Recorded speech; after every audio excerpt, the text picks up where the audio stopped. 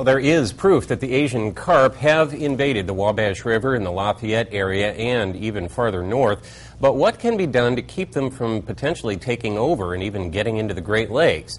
Tom Harmison shows us what researchers, the Department of Natural Resources, and you can do to help fight off the invasion.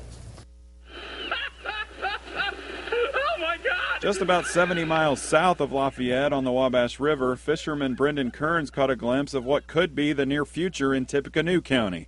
It's probably coming. It's not a guarantee, but it's probably coming. Purdue Assistant Professor of Aquatic Ecology, Reuben Goforth, says it may only be a matter of time before we go from seeing only a few silver Asian carp jump out of the water in the Lafayette area to seeing hundreds.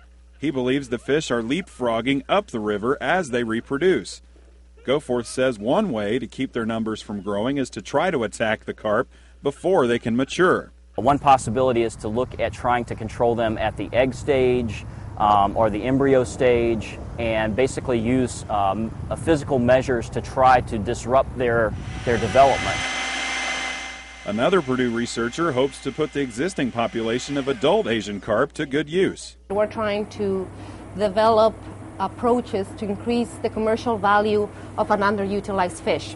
Assistant Professor of Food Science Andrea Lisiaga and her graduate students are trying to find ways to use the meat and proteins from the fish. To use this product that has been discarded, obtain a value-added product out of it, which is what we call the fish protein hydrolysates, and use those hydrolysates as either ingredients in the industry or as bioactive agents that could have some health benefits at the end of the road.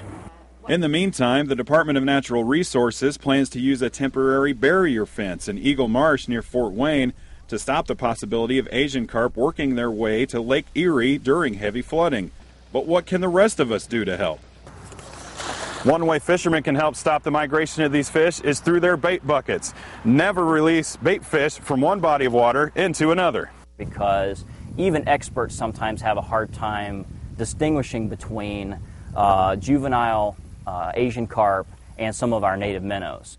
And Conservation Officer Matt Tholen says never practice catch and release with Asian carp. Throw it on the bank, get rid of it. Do not throw it back in the water alive. The battle to stop the Asian carp is heating up, and many believe with the right research, preventative measures, and public awareness, we can take back our waters from these invaders. Tom Harmison, News Channel 18.